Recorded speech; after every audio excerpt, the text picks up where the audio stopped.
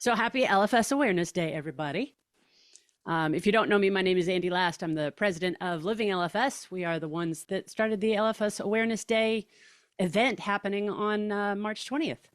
We're going to start with an icebreaker, and then our special guests, Nancy Lehman and Tom Connolly, are going to share their insights into living long with LFS. Later on, we'll have author Amanda Rawson Hill. She wrote the book Hope of Elephants, which is a coming-of-age tale about an LFS family. And we're going to give away a copy of her book to the first person to get 2 trivia questions from today's event correct. We're also going to, of course, talk about our LFS Hardship Grants. We've got some very exciting news there. And throughout it all, we will celebrate the 48th birthday of our founder, Jennifer Mallory.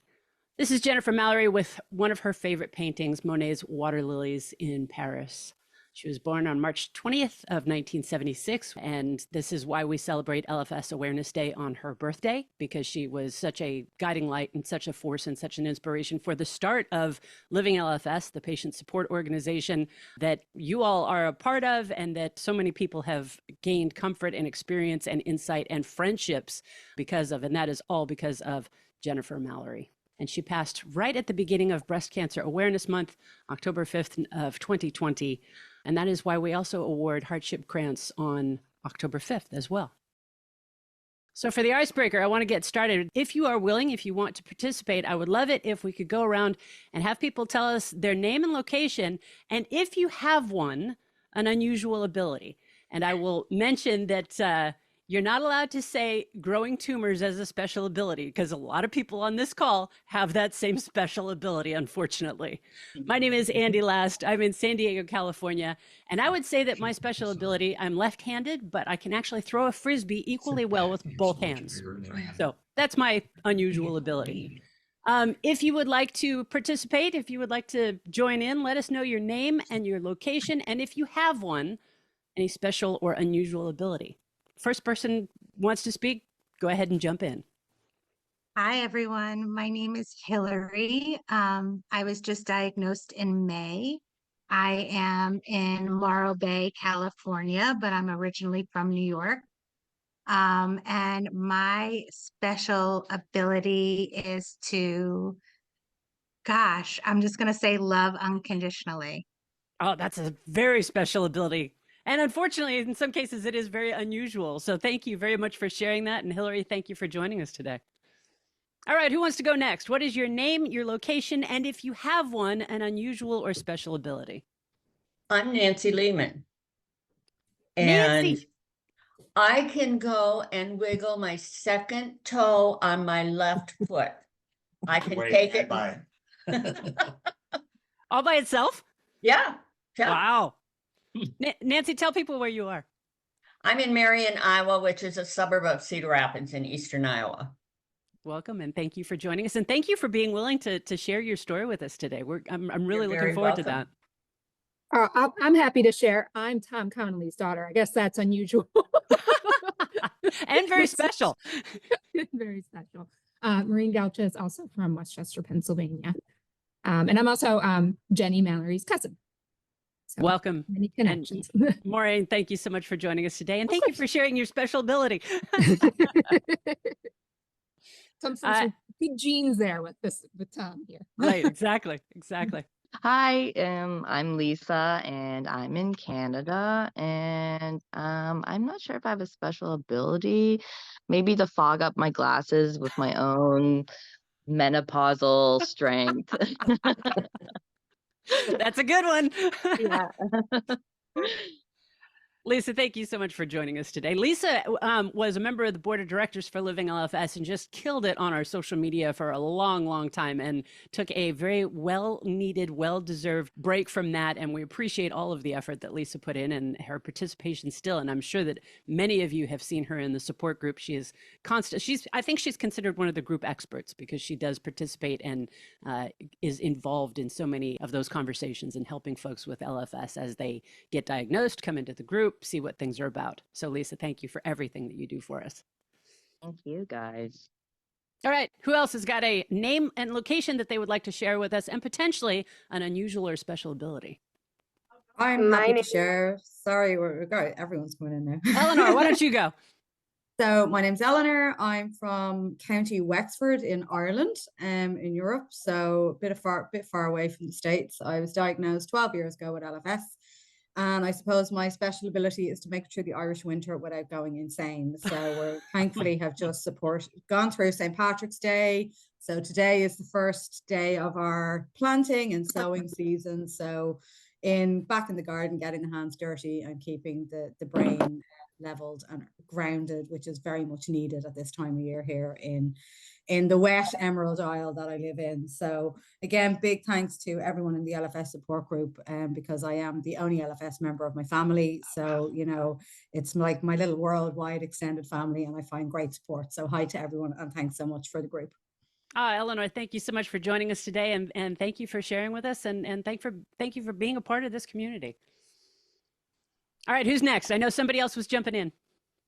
Hi, my name is Julie. I'm from Ohio. Hey, Julie. Yeah. Hi, and sorry, I was joining during my oncology appointment. Woo-hoo. Anyhow, I don't know that I have a special ability besides when I heard the lady from Ireland, I think I survive Ohio weather changes.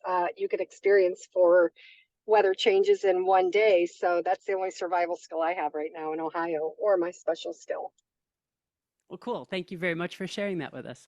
And I'll mention at the top, since Julie mentioned the fact that she is in Ohio, that if you are not aware yet, Living LFS is going to be hosting our Living LFS Jennifer Mallory Family Camp. That is happening from August 23rd to the 26th of this year in Mount Gilead, Ohio, in a place called Flying Horse Farms. And throughout this event, I will be putting some links into the chat, and I will put that link in for Family Camp right now.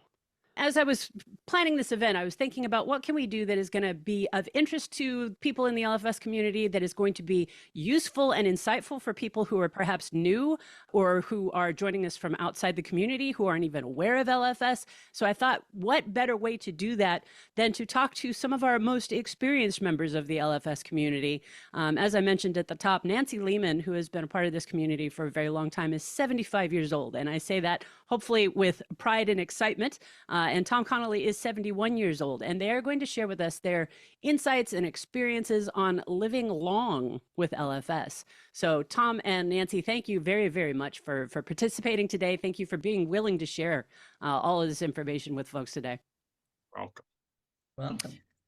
All right, so ladies first, I want to get started and ask Nancy, can you let us know when that you learned that you had LFS?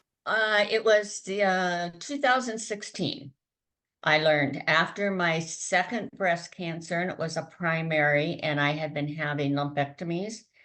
And my doctor, my oncologist, says, I think it's time to get genetic testing done. And we had that done, and they told me I had it. And I said, oh, okay. I had no idea what it was. And then I learned. And that's it on it. I've learned a lot since then. So tell me a little bit about your family then. Had anybody in your previous to you had it, or had a family history of cancer? And then what happened from you down? Well, I knew I was going to have a female cancer one way or the other, because every woman on my mother's side of the family had a female cancer as far back as they can remember. So I wasn't shocked when I found out. I went ahead and took care of that. And then it was 13 years later, I had my second one. And every night I went and prayed that I would be the only one that could get it, because I was retired. My kids, didn't have time to have it or anything like that. And then 3 years ago, my daughter went in for her usual scan, and they found a sarcoma on her shoulder blade, which was very rare. And they took that, and the doctor that did the surgery got kind of upset because the oncologist said he didn't get clear margins. So we went to the University of Iowa, and she had another surgery, and she was having MRIs every 3 months. She couldn't have radiation. They knew that, so they were just watching it that way. And 3 months later, and it was during the pandemic, she found out she had breast cancer. And she wanted to have them removed, but that was elective surgery, and we were in the pandemic. So she just had the lump removed. And I thought, my gosh, 2 cancers in 3 months. When she had her MRI this year, they found out she had brain cancer. But the tumor is so small that they can't go and biopsy it because it's smaller than what the needle is. But it grew from 5 millimeters up to 7 millimeters. So they're doing MRIs on her every 3 months to check that. Well, the minute she had brain cancer, she is 50, I don't know, she was born in 72. My son decided maybe he should go and get all of his done and get his checkups going, because he was putting it off because he's got 2 little girls that also have it. And he finally went in and he had his scan done, his full body scan, and they found something in his prostate. Well, it started out where his PSA was a little high. Oh. And normally they would have just overlooked it and just kept an eye on it. But being he had LFS, they checked further and they did a biopsy. If he hadn't had LFS, they would have let him go. And the doctor said that he probably would have lived as fast as that had gone a couple of years without any treatment. And so he's having surgery the 15th of this month. Now my daughter has, or of April, and my daughter is having, she has a daughter that has LFS, and we took Caitlin, she's 25 now. We took her down to Missouri and got to, no, it was Nashville, and went to the St. Jude's. And we had a wonderful time at St. Jude's. I met Dr. Schiffman, and he is a hoot. He really is. And I was showing him my elephant room, and he sent the picture to his wife and says, I want my office like this when I get back. But I've done so many things through him in watching the different things that go on that has helped me learn a lot. And my oncologist always says to me, what should I know now? So we've been fighting this. My first cancer was in 2002, just before my son's wedding. And I haven't had any lately except basal cell. And that's because I was a teenager that used baby oil and iodine, and it worked really good to get a tan. So that's kind of my story in a lump sum, but I have to tell you all that all the years I've been going through this, I finally got smart. And in a way, you're lucky to have LFS, because if you have something, they catch it early and they get it out of you early. Right. Where, like with my son, if they hadn't done it, I don't know how long I would have him. And I'm sure that a lot of parts of your story are very familiar to a lot of people on this call, you know, having a family history of cancer, and then kind of knowing that was kind of my situation. And then, you know, seeing it go down through the family and all of the things that everybody's dealing with. And that is obviously why we're coming together today. And I see that there are some questions, and I'm going to ask that you hold them until the end as we get through talking with Nancy and Tom. So Tom, I'm going to ask you the same question. When did you learn that you had LFS? You know, Andy, I would preface that by saying, I guess we're all like snowflakes, you know, very uniquely different. Everybody's story and shape is a little different. We date back, and I'm first off, I'm the aforementioned special talent of my daughter Maureen, and I also am Jen Mallory's uncle, and our history dates, and perhaps part of the reason Jen was the way she was in terms of her focus and passion. Our history dates back pretty early. You know, I first discovered that LFS was my issue in 1992, and that was after we had already experienced death of my father many years prior, death of my oldest sister, death of Jen's brother, and we had by that point we had my sister, her son, and then I had been diagnosed. And when I was diagnosed, I looked in the Wall Street Journal one day in 1992, and on the front page of the Wall Street Journal they were talking about these Li-Fraumeni guys in '92. And so, you know, I called my sister and said, well, that's us. You know, there was a little doubt from the first time you read it that it fit our pattern, you know, so a lot of different kinds of cancer, the usual drill. So 92 was the formal, or was the aha moment. I actually, you know, for purposes of this group, I mean, I actually forestalled finding out formally. I talked to Judy Garber then at Dana-Farber. Yeah. She had the results in hand. I chose not to have her give them to me. Gave her plenty of time to tell me it didn't apply. And when she didn't, I didn't want to know in those days. It was a different situation. It was a long time ago. There were a lot of concerns about insurances and things like that. So that's kind of, you know, when our aha moment was, at least. So I want to ask both of you, Nancy, you've already mentioned some of your cancer experiences, but can you just list for the folks on the call the cancers that you personally have dealt with? Okay, I've had breast cancer on both breasts, and then I had top and bottom left lung cancer. And then I have the basal cells. So I feel I've really been very lucky on what I have had. I mean, show of hands, how many of us have had numerous basal cells? I'm not even sure that counts. Yeah. Can we even consider that? Tom, what about you? The scars on my legs. Yeah, right. Exactly. Yeah. Tom, what about you? Well, my older sister, I had more, my older sister in this family, Nancy, and I had more of a head start on her. In 92, it was colon, had a series of basal cells, as you say. I've gotten to the point I don't count them.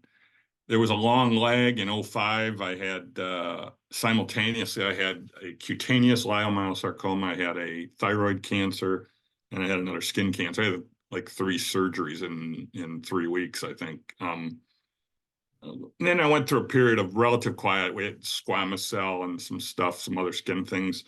In 12, they took out my spleen.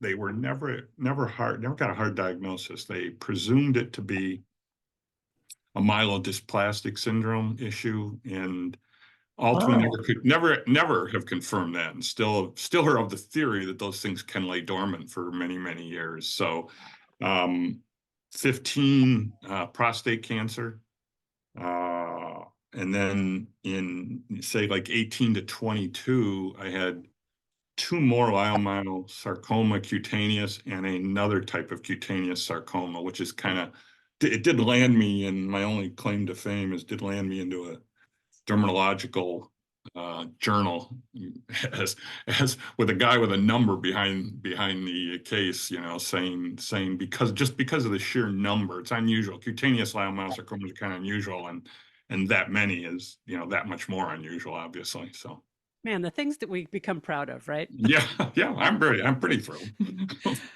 Nancy, how does LFS change the way that you deal with just day-to-day issues that crop up? Does it make any difference in your life?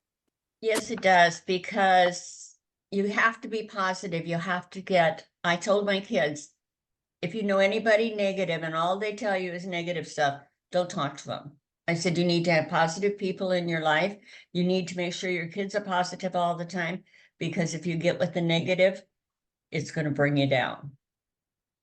And that's what I did. I had a lot of friends, but a lot of them just, oh, I don't know what to do. You know, and everything, the glass was half empty all the time.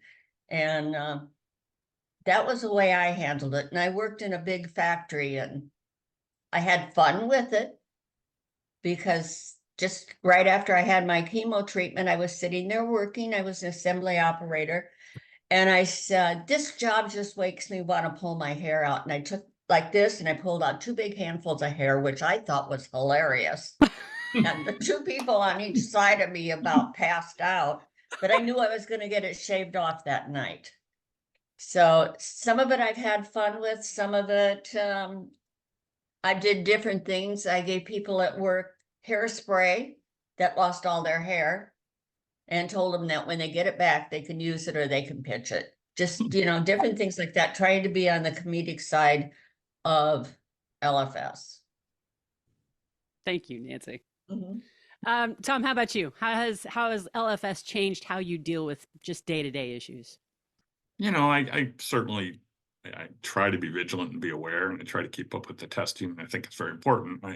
I couldn't agree with Nancy more. I think the attitude and the sense of humor, I mean, our founder, Jen, I remember many, many years ago sitting in a hospital emergency room when her dad was under the knife and having a conversation, about we're going to write a book and call it Tumor Humor, and that was clear back in, God, I don't know, 2000, whatever, earlier than that, 94, I guess, 93. So I think that is critical. It's hard. I get that it's hard, but I think, you have to decide, it's not a death sentence. You have to decide, you quit living or you keep living. And there's a lot of fun people around me, and that's the way I like it. Great. Thank you, Tom. And you make a great point. A lot of people, when they first start learning about LFS and you look at the stats, it's pretty sobering and it seems like it is a death sentence, but both of you are living proof of the fact that it isn't. So Nancy, do you feel like that there's anything that you've done specifically that has extended your longevity, or do you feel like it's just luck? Well, I really think it's a positive attitude, because you're going to die anyway. But if you have LFS, they're going to heal you and you still will die that way. But I had one time that I really had a hard time, and it was when I was diagnosed with lung cancer. And I got a hold of my genetic counselor, which is Amy Hass, and I see she's on here. Amy, thank you for joining us today. I called up and I said, I'm having a problem with this. And she says, why? You did real well with the other ones. And I said, you can take your breasts off, but you can't take your lungs out. And she sat and she talked to me for about 20 minutes. And Amy and I have been friends for like 20 years. I met her when I did my chemo the first time. And she really helped me, because I couldn't ask anybody here at home. They didn't know. And I really wasn't a whole lot into LFS at that time. But boy, I'll tell you, the first time you go at a camp, you've got all these people here for you, and you can ask them and they'll tell you anything and they'll help you out. Thank you, Nancy. How about you, Tom? Do you feel like there's anything that you've done differently that has extended your longevity? I don't know if it's, I don't know if it's different. I think that, I wrote down 3 things when you were asking, and I think attitude, certainly, and I think a vigilant awareness, and a lot of people, I think, feel like, gosh, this may be wrong, and their inclination is to go the other direction and sit on it and hope that they're wrong about it being wrong. And that's probably not. And I think, to your point, luck, because in my case, ultimately, I've had a lot of early surgeries. I've been able to forego a lot of chemo and radiation and things that are, take their own toll. So that is a matter, to some degree, it's a matter of luck and vigilance, I suppose. But, so. It's a balance, right? You have to have a bit of both, a bit of all of the above. Right. All right. So Nancy, what advice, and I think I know what you're going to say here, but what advice, if any, do you have for people who have just learned that they have LFS? Well, this is one thing that a person that had cancer told me. They had me write fear up and down like this, F-E-A-R. And then the F is face, everything, and recover. And I put that in different places in my house, and I had it on my station at work. And when I get kind of down, I'd look at that. And I tell everybody to write a journal and read the journal often and put stuff in there that you get so mad about. And you can go back and read it later and you'll just laugh. I got mad about that, but that was the cancer. And that, I think, helped me go through it. And I wasn't so vigilant about doing it with my other cancers, but it's there. And that just helped me to try to get through that part. And I have good doctors, and our doctors have everybody in our family. We have one doctor for that, and we have one doctor for the oncologist. And I got some pulmonary problems, so we have one doctor for that, and we have one doctor for skin cancer. So everything is in one thing, and we do it as a family. It's not me going in for an MRI. It's like all of us going, but my body's going in the machine. Thank you for that, Nancy. And I am remiss in saying, will you please mention and will you please introduce us to the handsome gentleman sitting to your right? Well, this is my partner. And he runs away. And my husband we'll be married 54 years in May. Bill. And he Right. was my tool grinder and I was a drill press operator. That's how we met. Bill, thank She's you been for joining grinding us my today. tools ever since. All right. And Tom, what advice, if any, do you have for people who have just learned that they have LFS? Our family has seen, like everybody, a lot. And Jen Mallory, when she had her breast cancer, my daughter Maureen, who was on earlier, simultaneously almost was going through breast cancer at the same time. And between those two, they have 6 children, and all 6 have the LFS gene. So it's a bit of a it's a real reality, and I think it's tougher for me to look at family members than myself, but I just think we have so many more tools now, Andy, and that to me is, I think the advice is make sure you're taking care to look so that you can let those tools do their thing. I want to thank you both very much for sharing your insights. And now I want to open it up to the rest of the group. If you have questions for Nancy or Tom, go ahead and raise your hand. And I see that Kristen has raised her hand. She's been patiently waiting. So Kristen, what is your question? Well, first, Andy, it's finally really good to put a face with the name and phone calls. You as well. Nice to see you, Kristen. As I listened to Nancy's story, it really resonated with me. My son is actually the one that has Li-Fraumeni syndrome, and we approach it as a family. But we had never heard of it throughout our journey as to why my 3-year-old at the time was going through puberty at 3. I just thought it was weird and asked the pediatrician who sent us down to Birmingham, children in Birmingham, Alabama. So they actually did find a softball-sized tumor in between his kidney and his liver, attached to like an extra adrenal gland. And so they removed it. And after surgery, the oncologist came to talk to us. She's awesome, from Children's in Birmingham. And she said, is there any family history? And I had remembered years before my son was born, my son's dad saying, my stepsister died from cancer when she was 6. So I mentioned that, and she immediately sent us for genetic testing.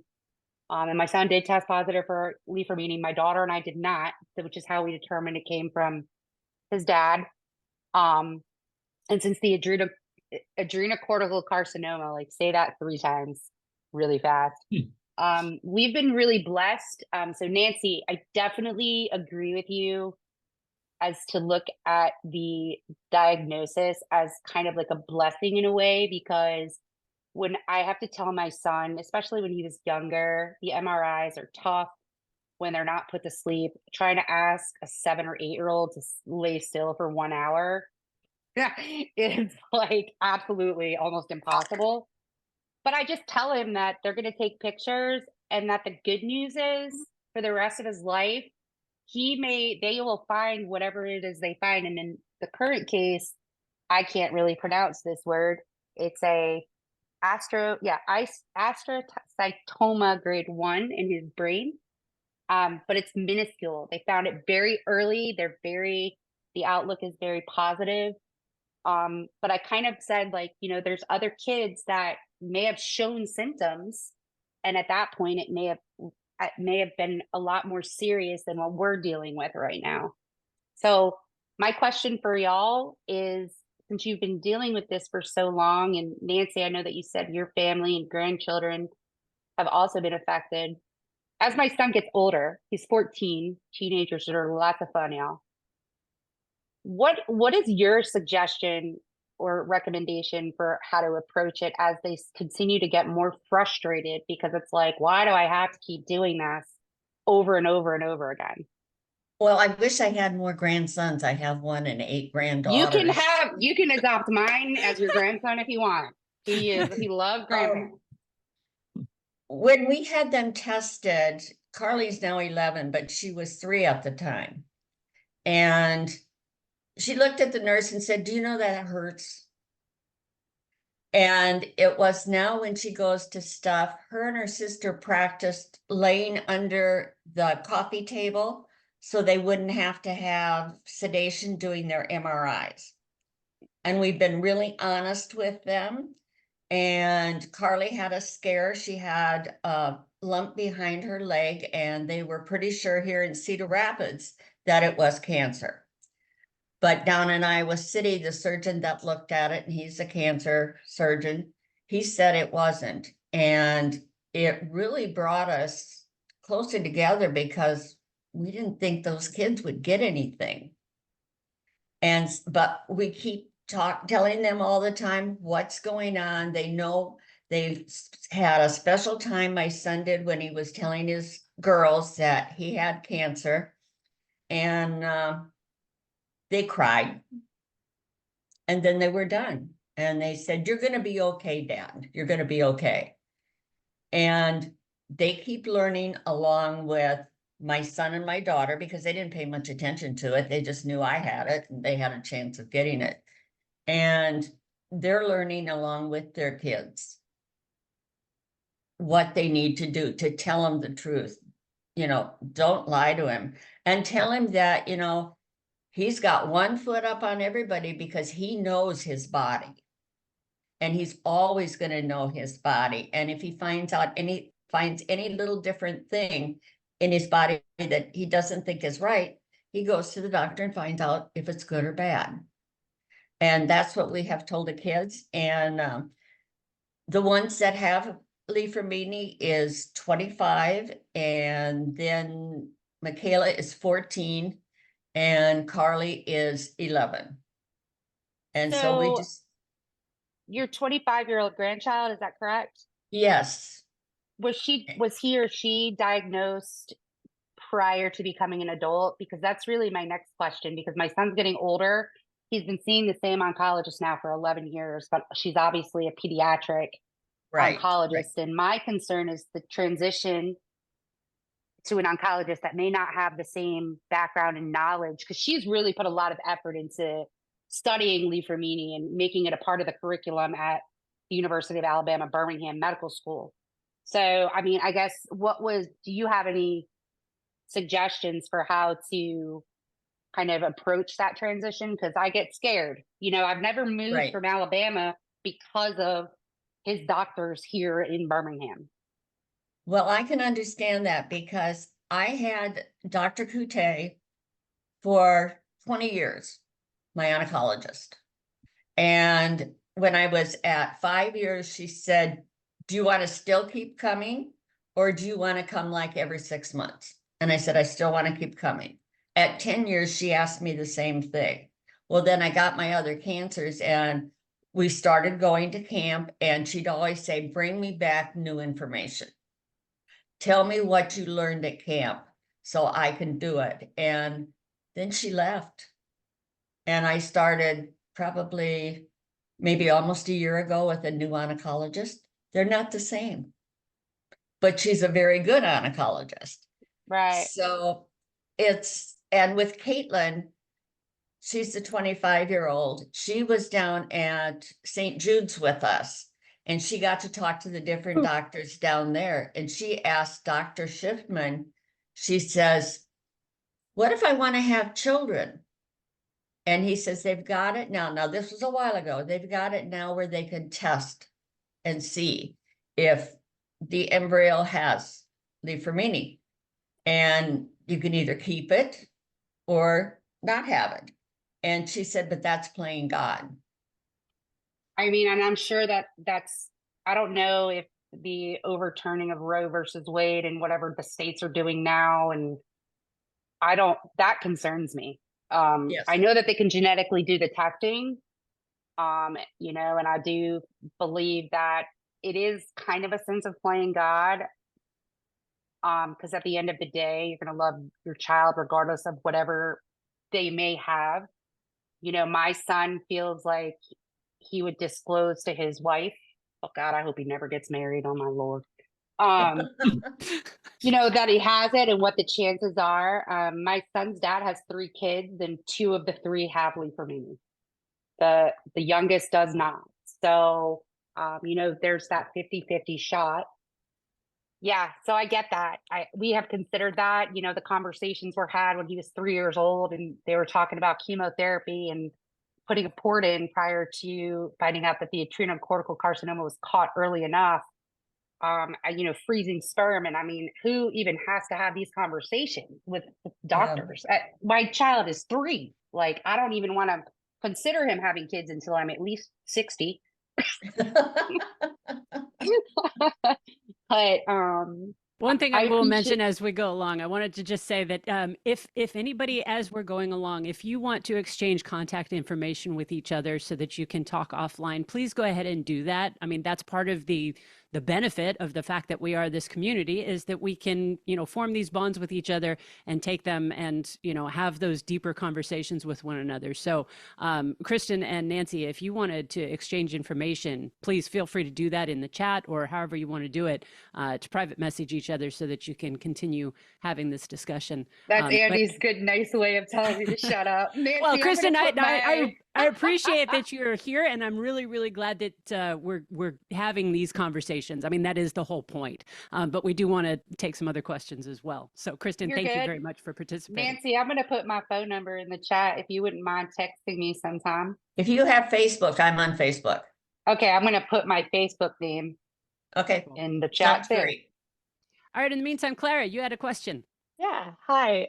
Thank you so much for sharing both of your experiences. It's great to just hear what that has been for you guys both. For me, I was diagnosed back in, what was it, 2019? So it's been a few years now. I was diagnosed when I was diagnosed with breast cancer. And since I've finished the breast cancer battle, so I'm in that phase of just kind of monitoring after that and keeping up with all those screenings. Something that I'm kind of exploring right now is I work remotely, and so we have like work channels and Slacks and stuff. But that means that something I recognize is for like, oh, awareness days. I forgot to wear blue today.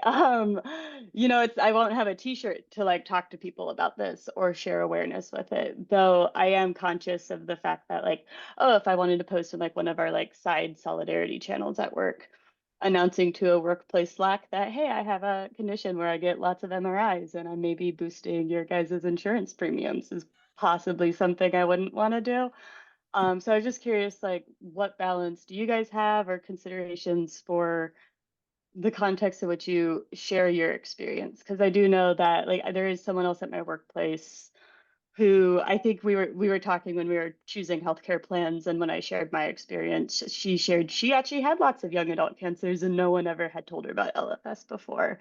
So I recognize the value of like sharing that experience means other people who don't know about it might get tested and it could save lives in that context. But there are risks given the context of like workplace or other avenues to consider. Tom, what experience do you have with that? Well, I understand her concern, obviously, because as I said, I knew I had it in 92, but I chose not to immediately find out. I think I feel a little different. I think it's evolved, and I think the world's evolved. I mean, you're right, Clara. To some degree, there's always a risk within any business environment that you're going to say something. I mean, I used to run a large arm of a pharmaceutical wholesale organization, and I know it. I was very lucky. I had people who were accepted it and didn't seem to let it bother them at all. But it is, it's certainly a concern. I personally have been, and I went through a long career in corporate and got away with it, but I personally have been pretty upfront about it. To Nancy's point about attitude and stuff, I just find it's easier to me to be candid, to be upfront, to talk to people about it.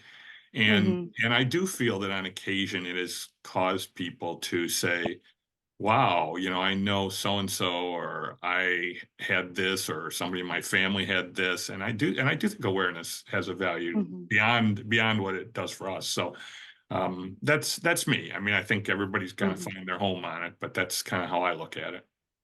I would kind of like to open up this question to the entire group, if anybody else has any input that they would like to provide, because I know that a number of us have gone through that where you have to kind of wonder, is it a good idea to disclose? I mean, in this country, legally, an employer is not allowed to make any, decisions about your employment based on your health status, but that may not be the case in other places. And how secure you feel in your job obviously is going to have a lot of impact on that. I made that decision when I started the job that I've been at now for 6 years. I told them right up front, I'm going to probably need to take a lot of time off for screening. And I'm also involved with this advocacy organization. I mean, I took today off because it's LFS Awareness Day and I got stuff to do.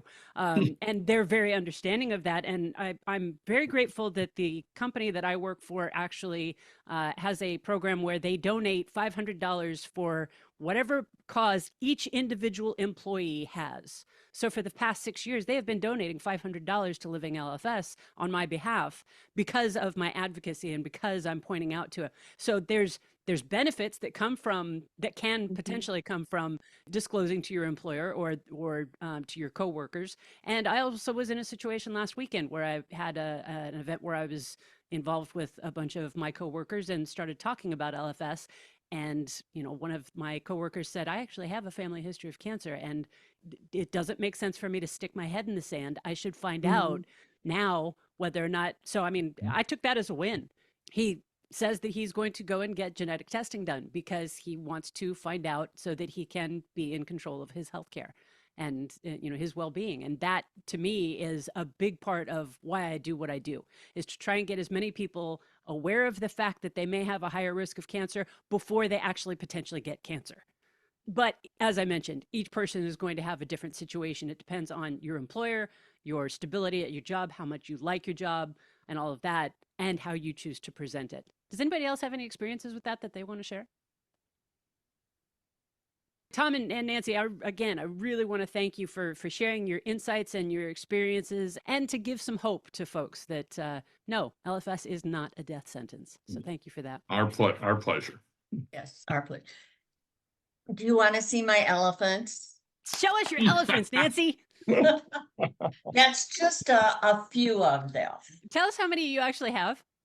Well, we found out at Christmas time that we had 92, but since then we have found some that I had packed away and some in different places. But we played a game with the kids. They had to first guess how many we had, and they won some money for that, the top guesser.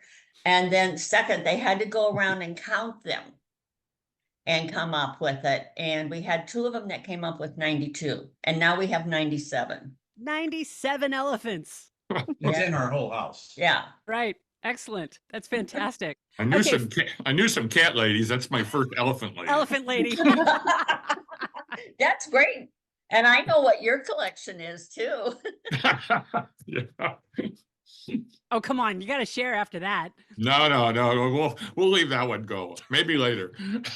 I thought you were just going to say cancers. I have that too, but yes. For those who aren't aware of why elephants are such a big deal for the LFS community, obviously a bunch of us know about the fact that the TP53 gene is the thing that is mutated in us that makes it so that we're not so good at fighting cancer. We have one from each parent, and in most of our cases, one of them is broken or busted or doesn't work right or whatever the case is. Elephants have, 40 copies of TP53? It's very difficult for them to get cancer because they're super protected compared to us. And I'm going to put a link in the chat that is to a blog post on our website about how the elephant became a symbol of hope for LFS. Dr. Schiffman, who Nancy mentioned earlier, has been the person leading the research into elephant TP53. They just use blood draws from the elephants to study their blood in comparison to our blood. And as I understand it, there are therapies that are being developed as a result of the research that they have done into elephant TP53. And the book that Amanda Rawson Hill has written is called The Hope of Elephants. She will be joining us later to give away a copy of that book.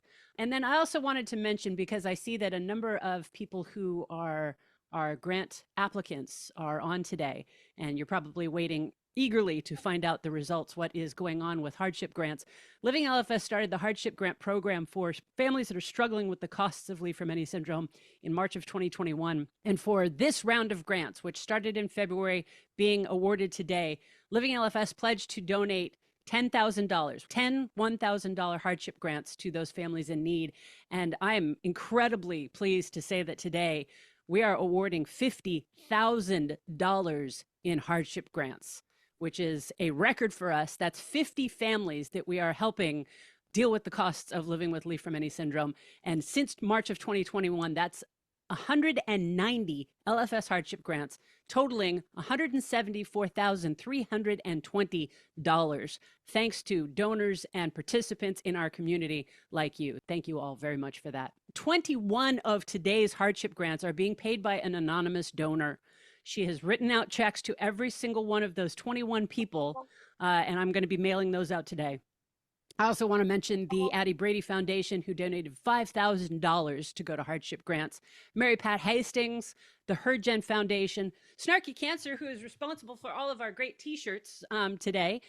2 hardship grants came out of that. And I also mentioned that Inga von Dormal had a birthday fundraiser, which is currently still running. You can find that on Facebook to raise money. And Greg Harper, whose birthday was yesterday, he is our former president of Living LFS. He also is just wrapping up his birthday fundraiser. And I believe we got a grant out of that as well. And of course, donors like you. And I want to mention the fact as well that the t-shirt that we're wearing here, this shirt today, came from the painting that you see in the middle, top middle of this, which were created by Living LFS's secretary and artist extraordinaire, Inga von Dormal, who unfortunately couldn't join us today because she is working, as I know that a lot of other people who aren't being able to participate today.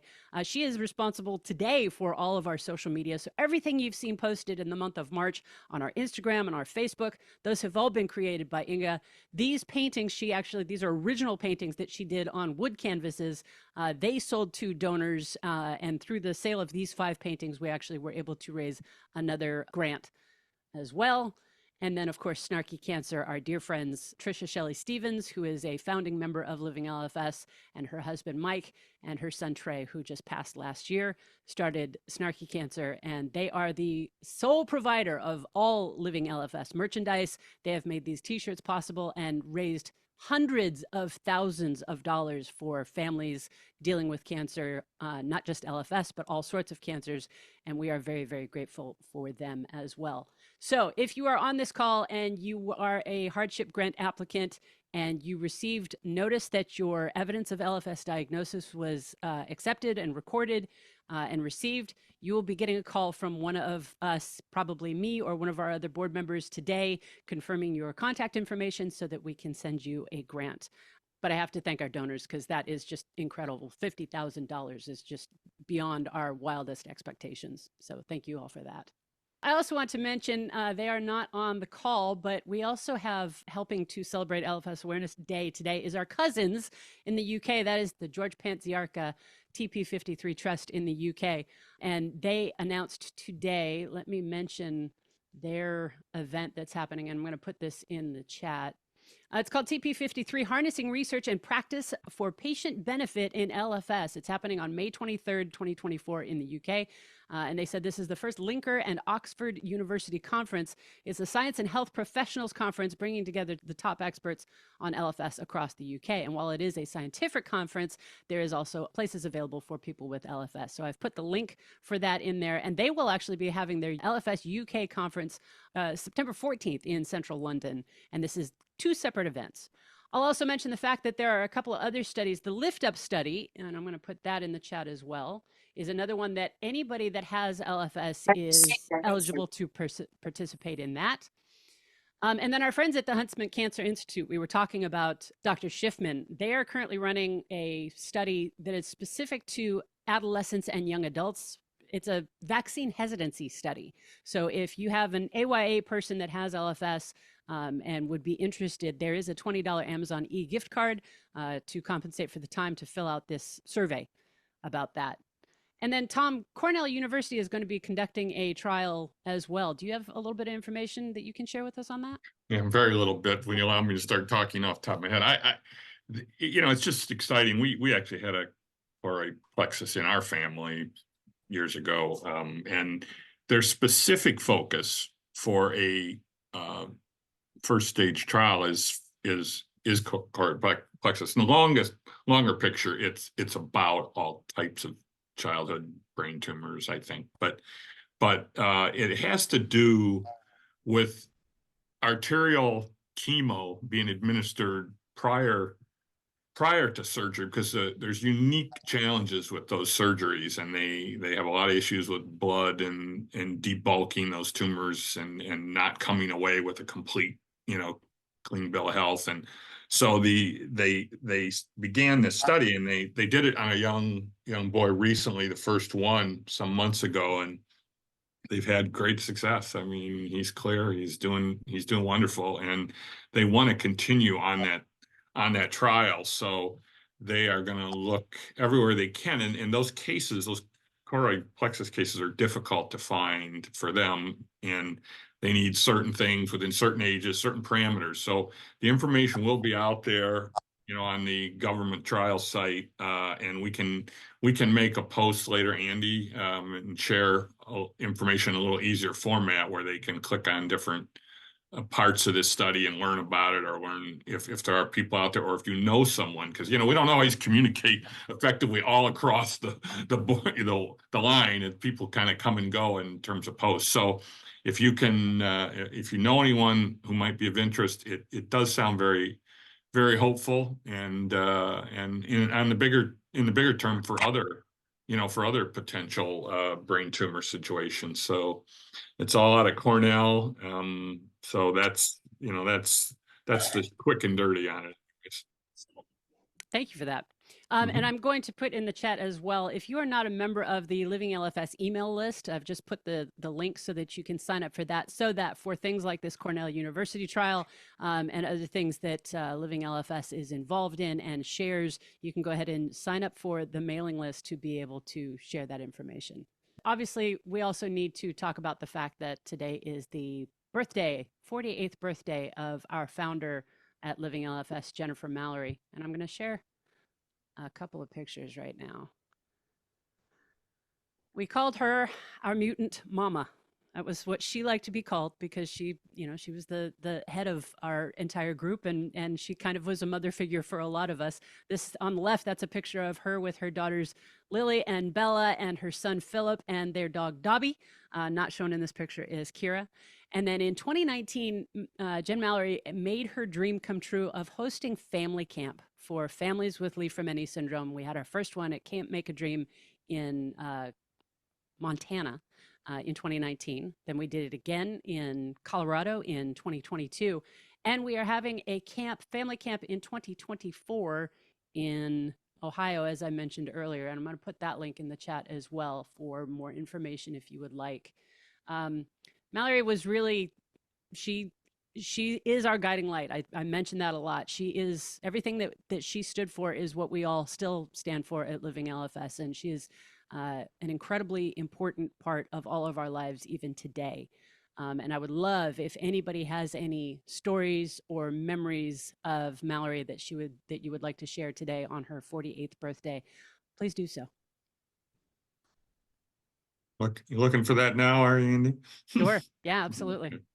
Yeah, you know, as I don't know if I don't know if Roberta's on the call today, but as Jen's uncle, she grew up in Toledo, Ohio originally, and my brother had two children, Jen and Bob, and both of whom are gone now. But she was just a great little kid. Never could I understand that someday she would exhibit the type of passion and vigor that she has around this thing. And I candidly don't think I fully understood the extent of it until I became more involved myself into what she did.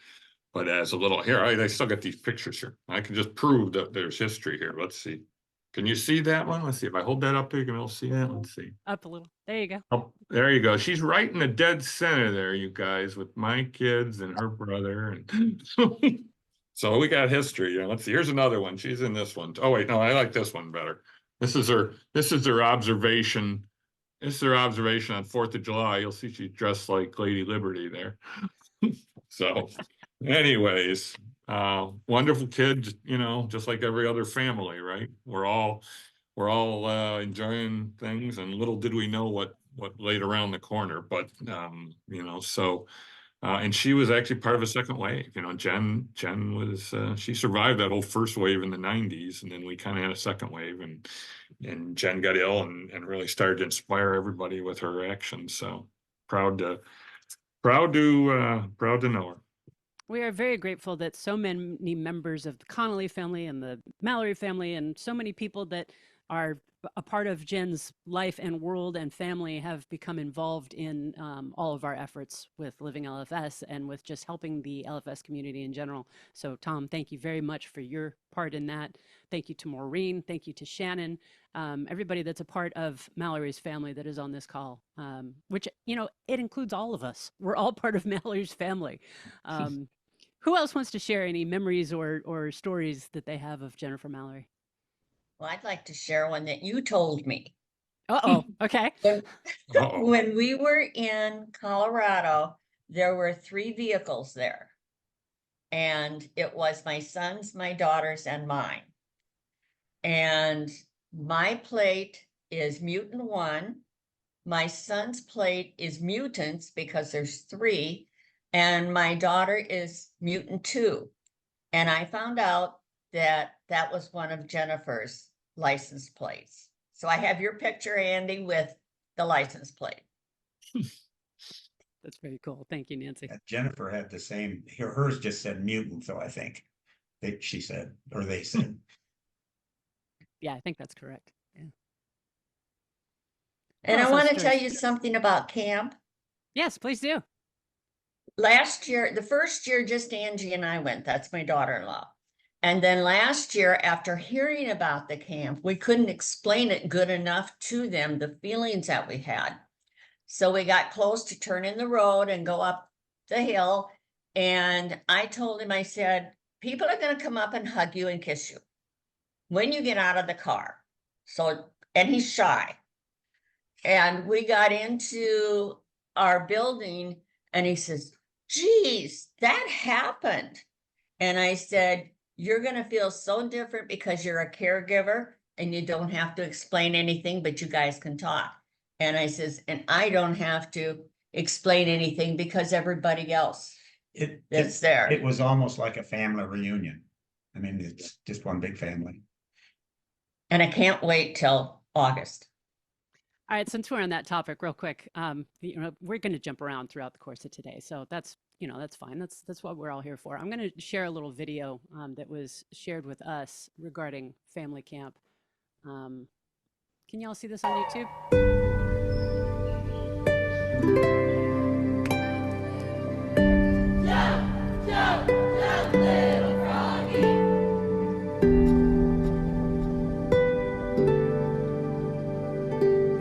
Life has a lot to do with luck.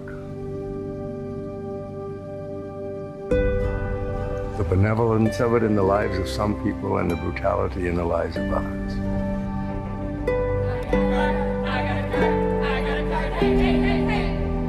But there is a place where a flame burns for every child, no matter how sick or weak they may be.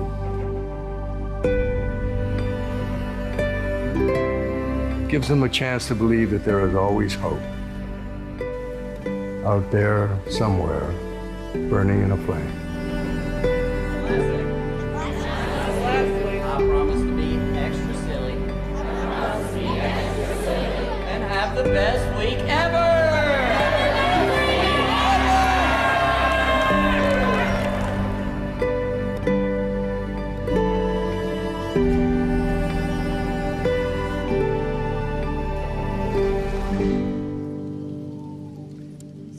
Is where we are going to be having our family camp in August of 2023. It's called Flying Horse Farms, and I'm really excited about it. Last year, 2022 at camp, I believe we had 108 people attend, and we have room for 150 this time. So if you have not already registered for camp and you would like to join us, that link is in the chat. And I can send you actually here, let me send you the link to register to attend family camp if you have not already signed up.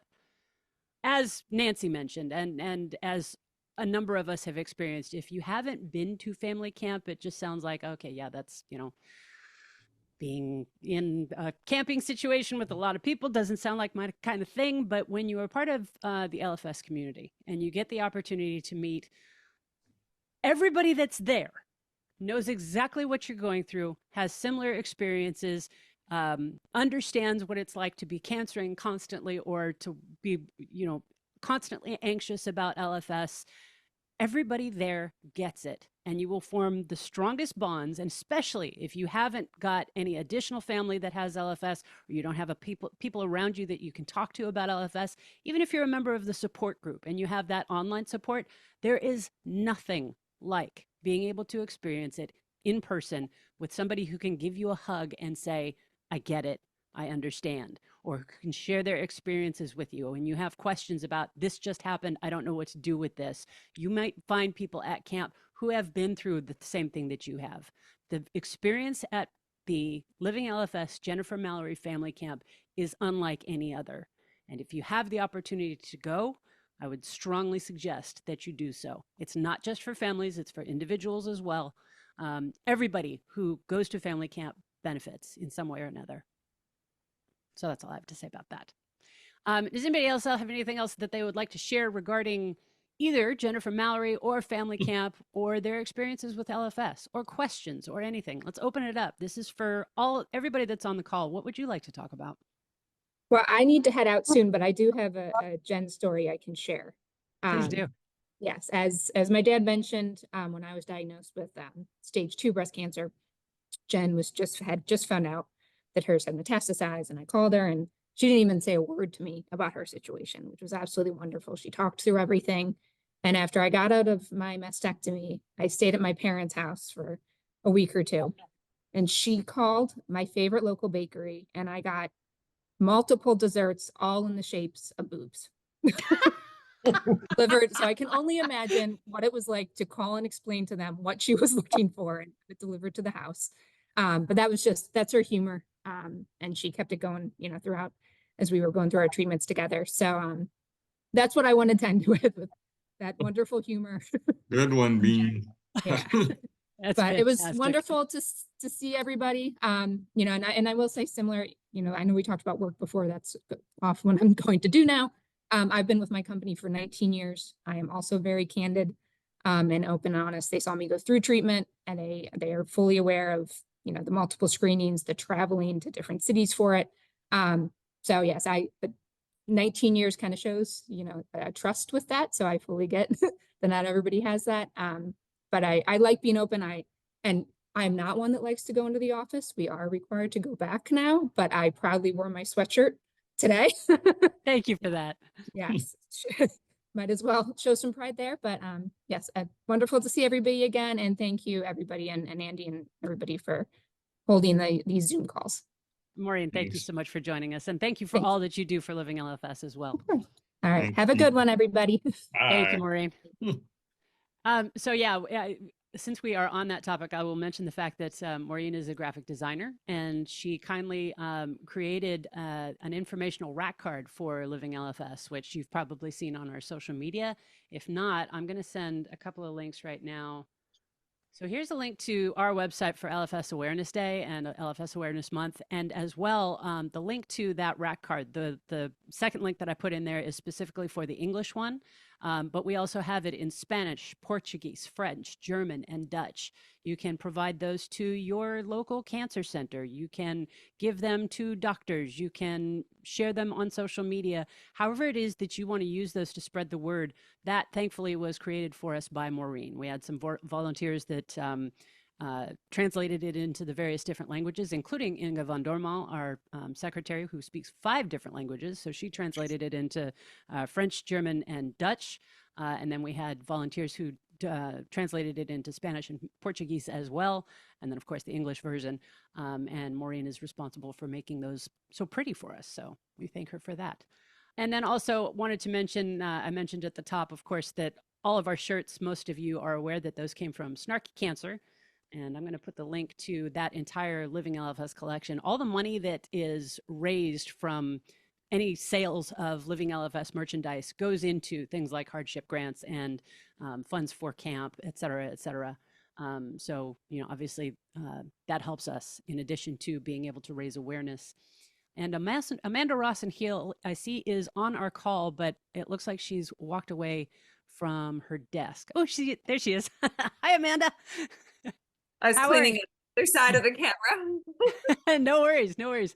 So Amanda is the author of a book called The Hope of Elephants, and there's the cover of it right there. There are two sides, knowing and not knowing, and I know that a number of us understand what that is like. So Amanda, can you just share a little bit briefly with us about the book? Tell us about, give us the short version of what the book is about. So The Hope of Elephants is about a girl named Cass, and her dad regularly gets cancer. And so her whole life she's witnessed her dad in and out of cancer. And on her 12th birthday, they find out, well, her parents have known for a little while, but they finally tell her that he has it again. And they go and speak to a genetic counselor, and they find, because they have done all this testing on him, and the genetic counselor tells them that her dad has Li-Fraumeni syndrome, and there's a 50% chance that Cass has it as well. And so Cass's parents, they're in the middle of treatments and all these things. So there's a whirlwind, but they let her know that she gets to choose whether she wants to find out or not. And so throughout the book, she's always weighing this decision of, do I want to know or do I not want to know?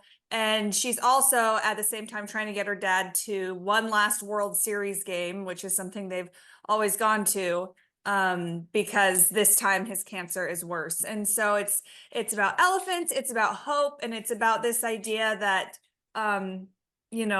your life, you can feel like your life has two very different possibilities. And do you want to know what that possibility is or not? And so, yeah, that's what the book is about. So I'm going to put in the chat a link to a blog post interview that Living LFS did with Amanda and with her sister Darcy, who are the inspiration for the book. So can you talk a little bit about the backstory about how this book came to be? Yeah. So my sister's husband was diagnosed with osteosarcoma back in 2015, and they'd known for a couple years that he had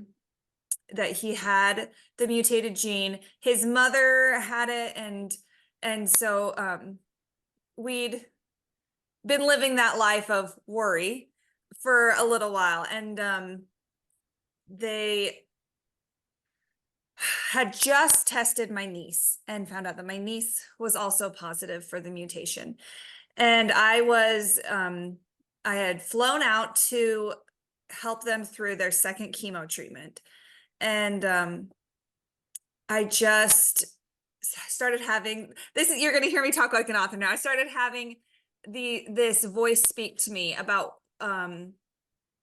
what it was like to live with this. And I wanted to bring this syndrome to the world. I wanted to show people the hope and the pain and the tragedy and the triumph and all of that. And I had this vision in my head of the same girl, but two versions of her, all running towards a medical room. And as they entered the door, they turned into one person where she sits down and they draw her blood to find out. And so that was the inspiration. Was I was watching my niece, who was 1 year old at the time, and just thinking, like, what is her life going to be like? And that was where it started. 2 years later, her dad died, and it was really hard. My first versions of that book did not have very much hope in them. Going through all of that, I wrote a lot of my sadness into the book. About a year after Chris had passed, I was finally able to return to the manuscript and say, okay, here's some light, here's some hope. life still goes on and is good, and we can still live.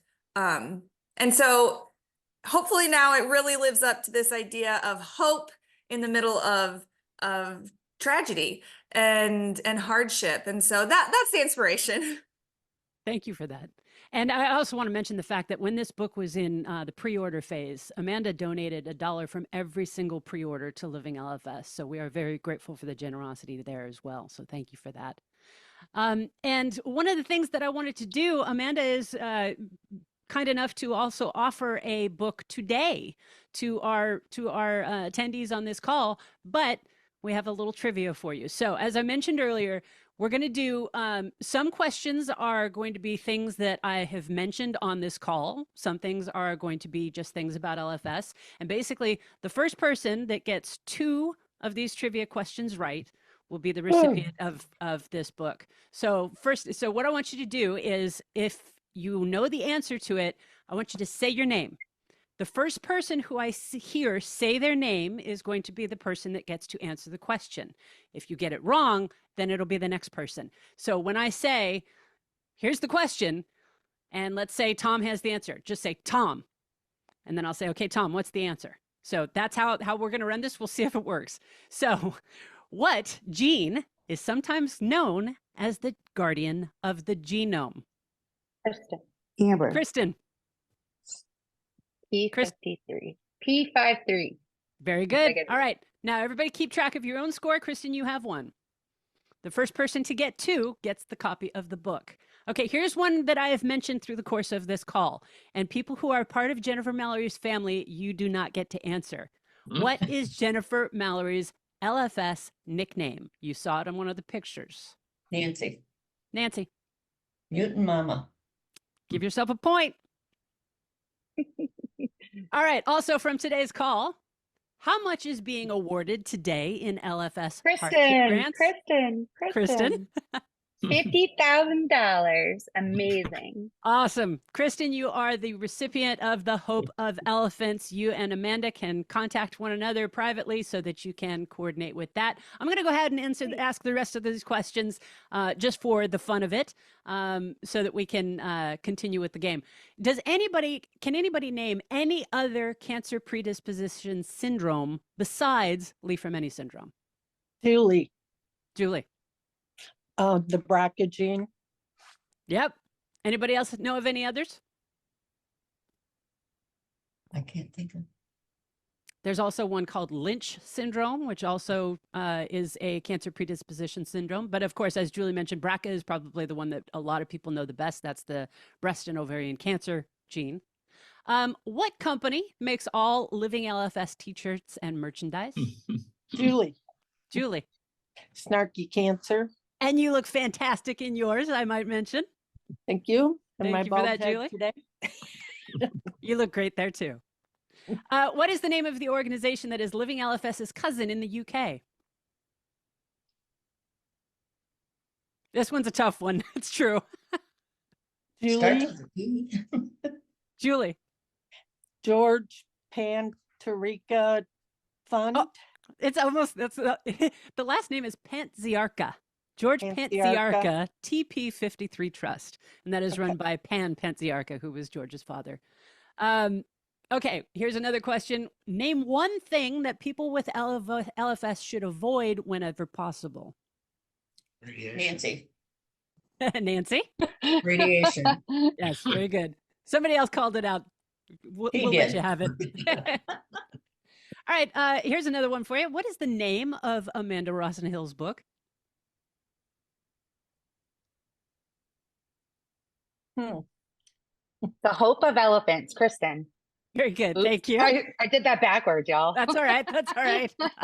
Like Jeopardy. Like Jeopardy, she can't do that. Yeah, right. Exactly. All right, here's the final trivia question. What makes, and remember, answer with your name, what makes elephants so special? Julie. Julie, I heard you first. They have several copies of the P53, like 40 copies. Very well. Fantastic. did too. Congratulations to everybody who participated in our LFS. And hopefully you learned something as well. Does anybody have any questions that have come out of everything that we've talked about so far today that you would like to have answered by anybody that's on the call? Teresa has raised her hand. I had actually several questions. I did a genetic cancer study back in 2018 where I found that I had the TP53 gene. My doctor, my primary care doctor, and all my other specialists for my lupus and all the other autoimmune diseases that I have are not concerned about doing the protocols that are recommended. I've had my primary care doctor for the past 19 years, and I would hate to have to switch all of my medical professionals to find somebody that would take this seriously. So I'm just kind of wading in deep waters and trying to figure out what to do. If anybody has anything that they would like to say to that, I will just mention the fact that, yeah, it's a challenge. And that my experience, I understand about not wanting to have to change over your entire medical team, especially when you've had your primary care doctor for 19 years. That's a long time. And obviously you've built up a relationship with that person. I decided when I had LFS that I was going to, I'm the person that cares the most about myself. Nobody's going to care about me more than I do. And that my job is to advocate for myself as much as possible. And if somebody on my team isn't on board with that, they get fired.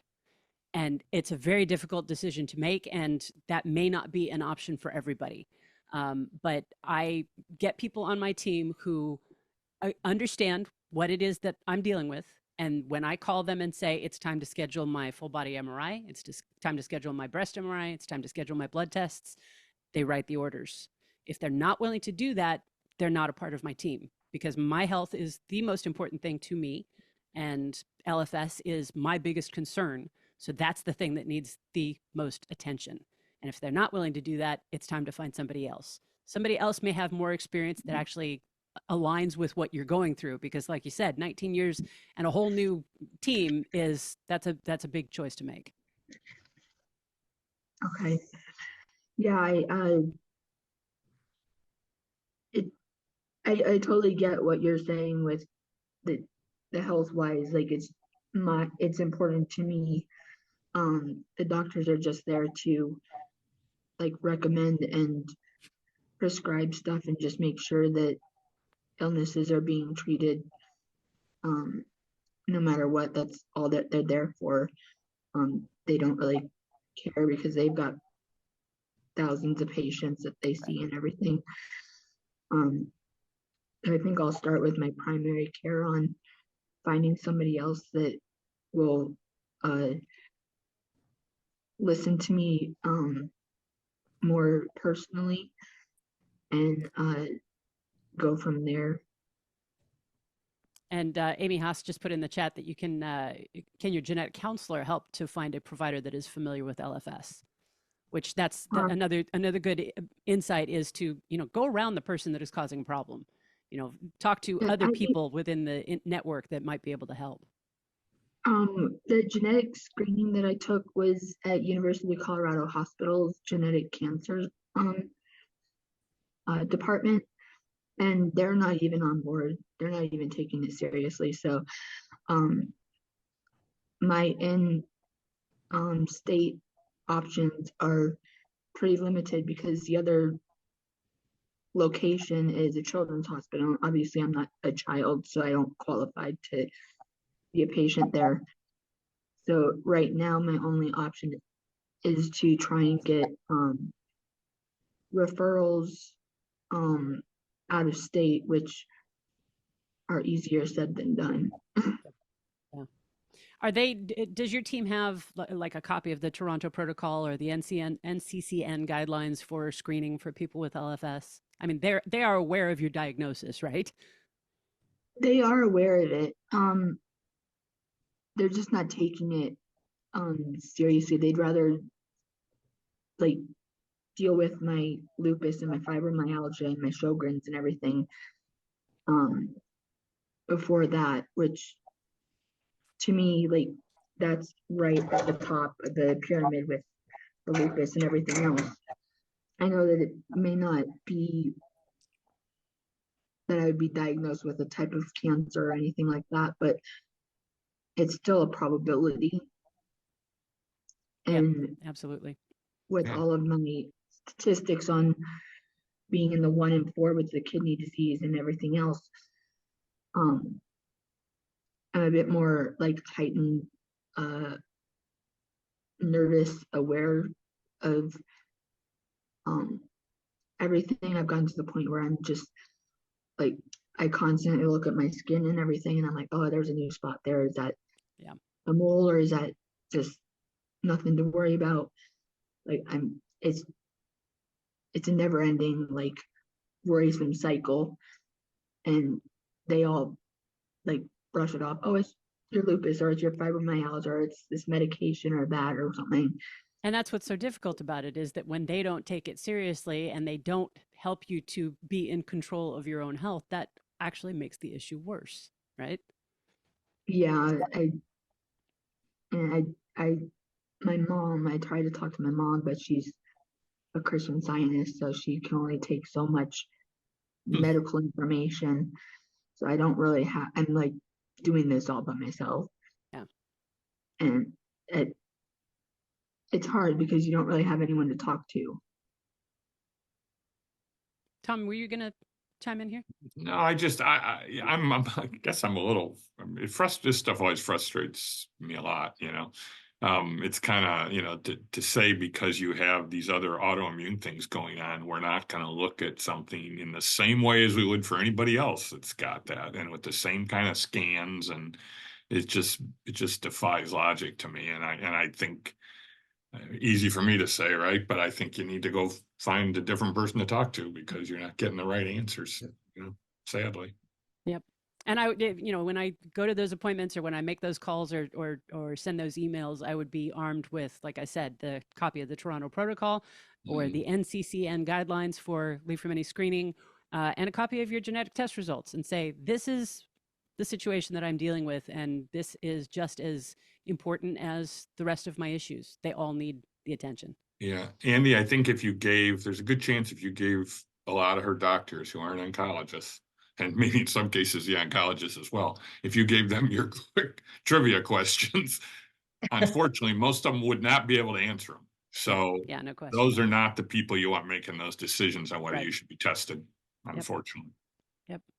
I'm sorry that isn't as helpful as it could be, but hopefully it gave you a little bit of encouragement to advocate more strongly for yourself with the people who are responsible for your care and well-being, and making sure that they are, you know, taking your best interests into heart.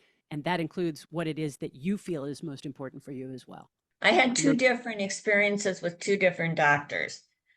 Going to the dentist, they always say, well, these x-rays are so minor and everything. And that's what I heard. And I said, you don't understand. I really don't want any x-rays. And he went on and on how minor they were.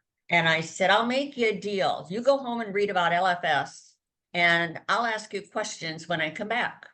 And when I came back, he said, I'm not doing x-rays on you. I had a surgeon for my daughter that my daughter's very overweight, and he looked at her and he said, oh, no, you're so overweight. I really don't want to do surgery on you. And she wanted a hysterectomy because of LFS. And he said, there's no reason to take out perfectly good organs. I have to think about it. Come back next week. Well, I paid her copay. And we went back the next week and we got the same crap out of him. And I said, didn't you read what our genetic counselors said? He says, no, because genetics is in pediatrics here. And I said, they're just placed there. They're not pediatric ones. And he says, well, I'll make up my mind by next week. And I told Amy, I said, you call down there, and this was at the university, and see what he has to say. If he's going to okay to do it, fine. If not, we're not going back again. He walked into the door when we got there and he said, this is exactly what we have to do. And I looked at him and I said, do you think? And it was just like, he's the head of this part of it, you know. What do you have to do to get it into these people's heads that this is not something you just look at and throw away? It's something that has to be treated. Sometimes you just almost have to hit them up the side of the head to make them listen. Yeah. Sometimes you just want to almost. Yes. And you know, the decisions that we make, because we, as I mentioned, you know, nobody's going to care more about our own health than us, each individual. And a lot of people, if you're on this call, it's because you're interested in LFS, because you want to be a part of this community. A lot of us have more information and more experience and more knowledge and the ability to talk to more members of the LFS community who have experiences that we can draw on. Whereas a lot of times the doctors, you know, might have a couple of people that have had similar experiences or something like that, but they don't have the depth of experience, knowledge, and community that we have available to us. And we have to push. We have to tell them what is best for us based on the information that we have available to us, including their recommendations and all of that. But we have to take on more than just what that one doctor says to us. And if they aren't giving you the information that you want, or they aren't ordering the tests that you want, it's time to go around them and find somebody who will. So unfortunately, it's a difficult battle, and that's why we all have to be our own best advocate. And I have one more question.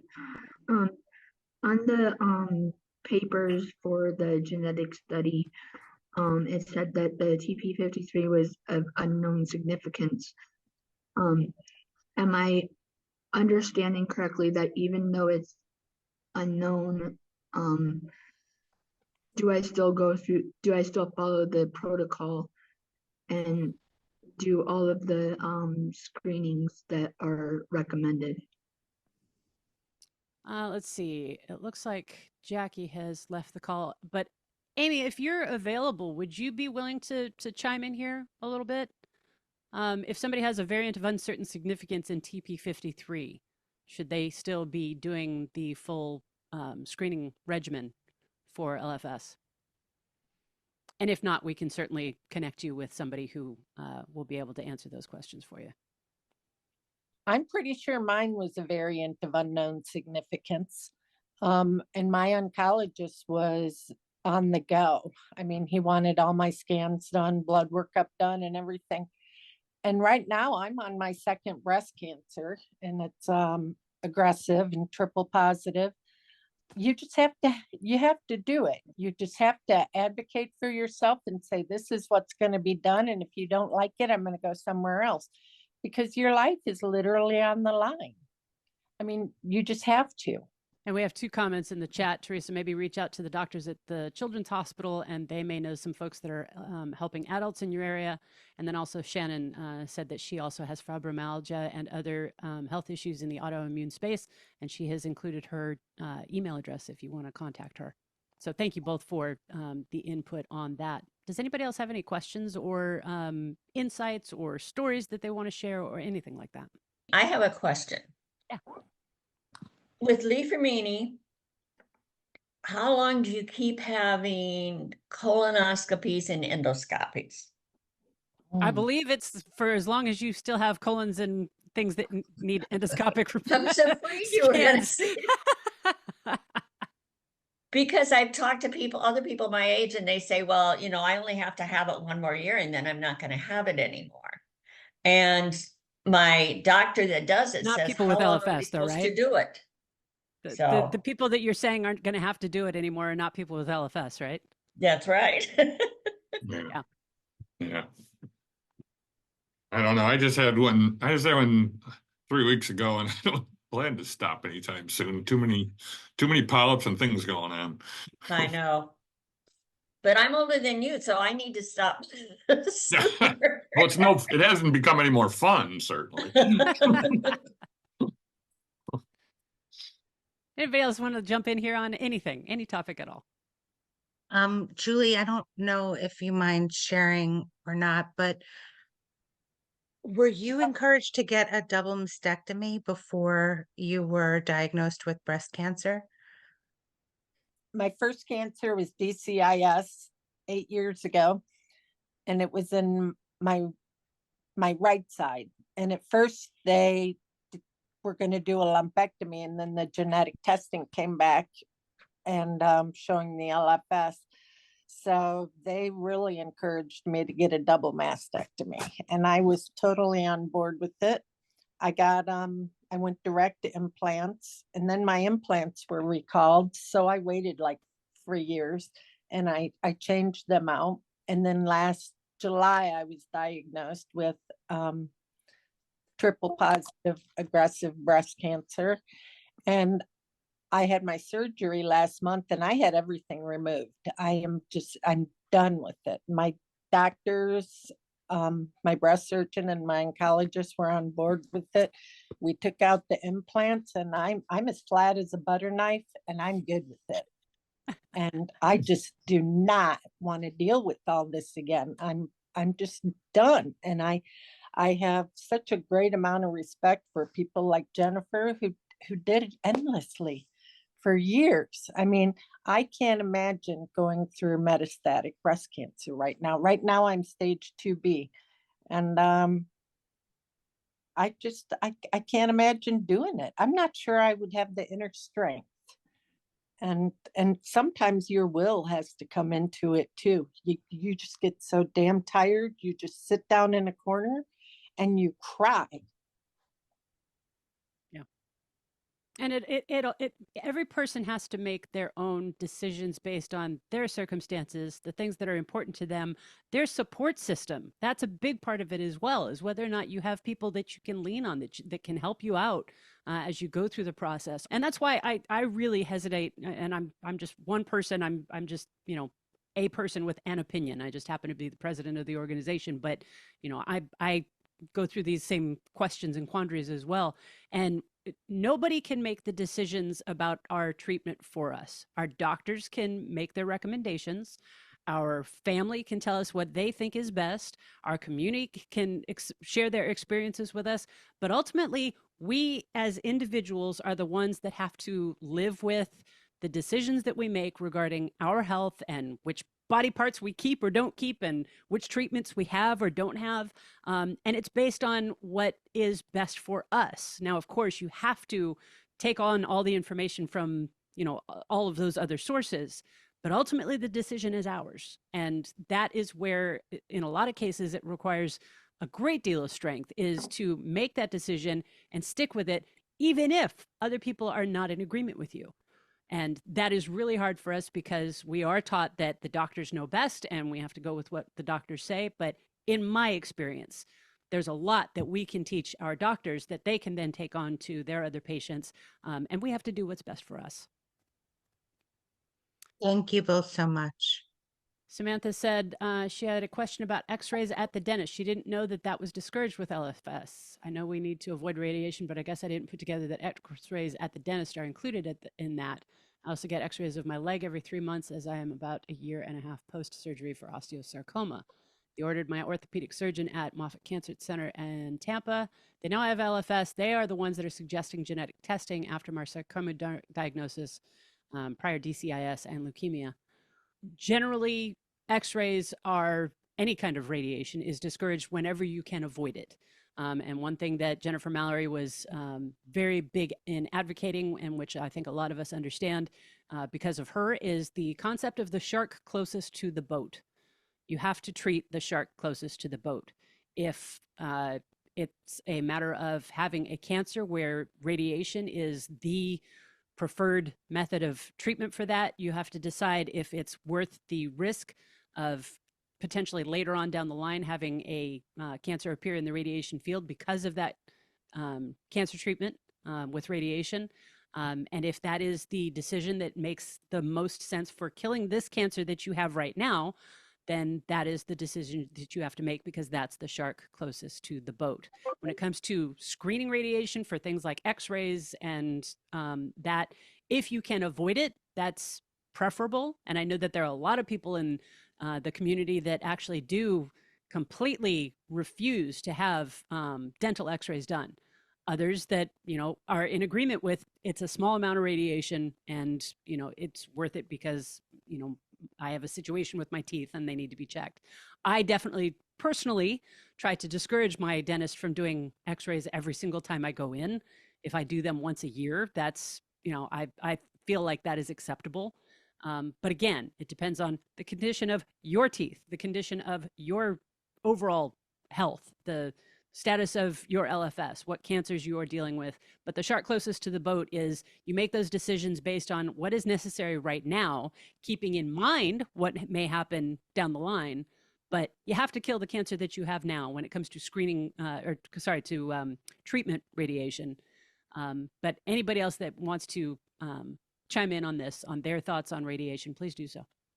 Yeah, it's ultimately that's why I hate to go into an emergency room, because you kind of lose all control in that environment. Invariably, I'm a creature of kidney stones all too often, and when I go in an emergency basis. Now, conversely, I recently proactively took one out, and I've got a really good guy who gets it, who he himself has had a daughter with leukemia, and he understands, and he said, I'll come do this myself, and I'll make sure that the radiation is minimal. Well, at least there's nothing you can do about it. You have to have some, but minimize where you can. My position with my dentist now is where I think we're on a kind of like a 2-year cycle. So, reach whatever middle ground you can find, I guess, so. And when it comes to those every 3-month x-rays of your leg, if you've had the conversation with your doctor about doing MRIs instead, and if they are open to doing that, I would really push that issue. If it doesn't need to be an x-ray, then let's get it away from being an x-ray. If they can do an MRI instead, that is absolutely the preferred thing. If it turns out that x-rays for whatever reason is all they will cover or whatever, but have that conversation with them, encourage them to. It's really important that I try to minimize radiation as much as possible. If we can do MRIs instead of x-ray, that would really be preferable. I broke my femur, and I bet I had 60, 70 x-rays of my leg, and I couldn't walk on it for like 8, 10 weeks, something like that. And I had to keep going back, and they kept doing more, looking for the bone healing. And I said, I have LFS. If I get cancer from all of these x-rays, he said, don't worry, your leg is going to glow so much under an MRI. Great. You won't get anything. But it was like just constant. And I had a lot of fear in that, but that was the only way they could watch and see what my leg was doing. Yeah, sometimes you just have to. Yeah, right. Absolutely. But I would always take every opportunity. If somebody is saying, okay, it's time to do x-rays or whatever, and aren't aware, I would stop them right there and say, is this absolutely necessary? I have this, situation where radiation can put me at a greatly increased risk of cancer. Is there any other option that we can do instead of this? Can we minimize it? Can we do less of them? Whatever. Advocate for yourself before they get into the process, or if, in your case where you're already into it, have that conversation with them, see if there's any other options. Aren't digital x-rays supposed to be a lot less radiation? I don't have any information on that. Does anybody on the call know anything about that? I don't know, me either. Linda, you were going to ask a question or input? Yes, I was going to add in, when you get the dental x-rays or any x-rays, I always, especially the dental x-rays, I'd ask for all the lead aprons that they can put on, because they have them there. Even I think my knees x-rayed or something, and I still ask for the lead apron to go over the rest of my body because I wanted to protect it. So that's another measure that you can take as well. Yep, absolutely. I have a question along the same lines with the dental x-rays. Hi, Sarah. Hello. Thanks for joining. I've just been a silent partner watching the whole time, but this has kind of been coming up lately. We actually just switched dentists because our old dentist got to the point where said, we need to give Bryn dental x-rays or we won't see her anymore. And I said, okay, bye. But now we started at a new dentist and they, are asking me all these questions and I'm explaining this is why that she has LFS. This is why, I'm opting not to do the x-rays. My other daughter's having them, so I'm not just refusing treatment for no valid reason, obviously. Is there any kind of specific resource that you know of? I guess any kind of document I can be like, here, this is why, because they basically said the same thing, like the dental x-rays have much less radiation and, the AAP and the dental association says this. And I'm like, well, I'm more concerned about cancer than dental health. Dental health is important, don't get me wrong, but I feel like I need more facts to give them and not just, because they say, well, it's low radiation, it's fine. And, I feel like I don't necessarily have the facts to talk around that, I guess. Yeah, I'm going to send you a link right now in the chat. Actually, I'm sending this to everybody.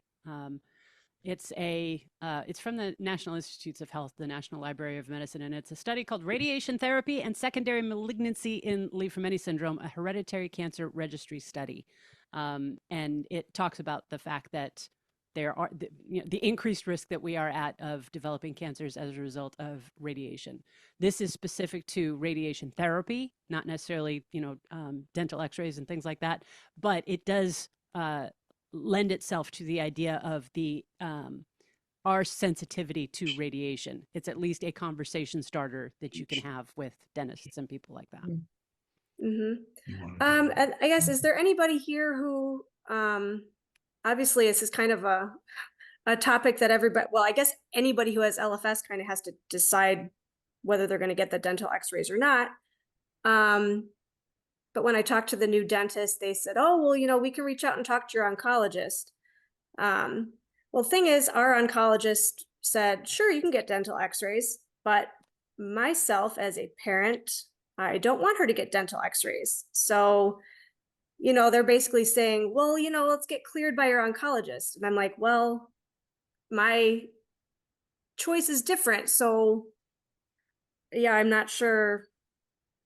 I don't know. Everything I say, they kind of find a way around and like, no, you really need to do this. Would you be willing to do it like once a year or once every 2 years? Well, I had told them that we would do them for diagnostic purposes. Like if they saw something and said, oh, this doesn't look right, we need to look further into it, that I would be willing to do it for that. But I wanted to opt out of doing just preventative x-rays for no reasons. Yep. Yeah, that's a tough one because, their argument obviously is going to be there's going to be things that we can't see unless we do x-rays to look at them. And again, me personally, I would be okay with, let's do a baseline scan so that you have something to look at right now. And then, as you said, not do them again unless there's a diagnostic reason to do so. And this is another case where if you aren't dealing with a dentist who is willing to work under those conditions, then, it's going to be an uphill battle finding a dentist who is not willing to do or is willing to do that. Sorry. But if that is an issue that is that important to you, then that's the recourse, I would say. Does anybody else have anything they'd like to add to that? Well, the dentist told me that he would never do a bite wing on me. And he says the other little ones I don't think would be that bad, but don't ever let anybody do a bite wing on you. And so I said, you're not going to do any of it, but he said, he says, I think you'd be okay with the one. And that's when I said, yeah, you think I'd be okay, but still I have that chance of cancer. Mm-hmm. It's too bad they can't do a dental MRI. Yeah. Yeah, no kidding. Yeah, unfortunately, like I said, that is an uphill battle that we all end up having to face, is that there is so much, just, get an x-ray.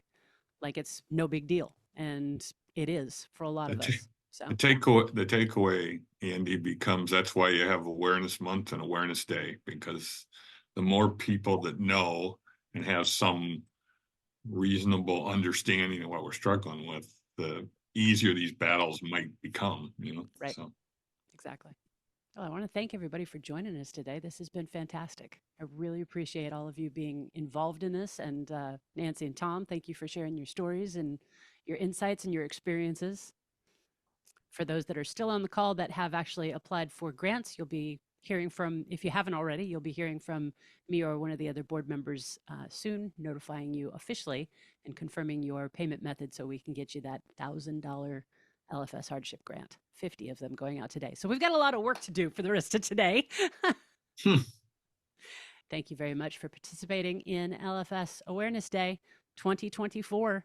Post your pictures to social media wearing your LFS shirts if you have them, and let us know if we can post them to our public social media to help spread the word about Li-Fraumeni syndrome and continue raising awareness. And in the chat, there's all those links to all of our events and activities and the upcoming family camp. If you haven't already copied those down, go ahead and get the information that's of importance to you. And you can always visit lfsawareness.com. That is the website for LFS Awareness Day and Month. And it links to all of the rest of the activities that Living LFS is doing in terms of hardship grants, family camp, all of those things. And hopefully we will see you in August at family camp in Ohio. Thank you all so much for joining us. Have a great rest of your day. Thanks. All right. Bye, everybody.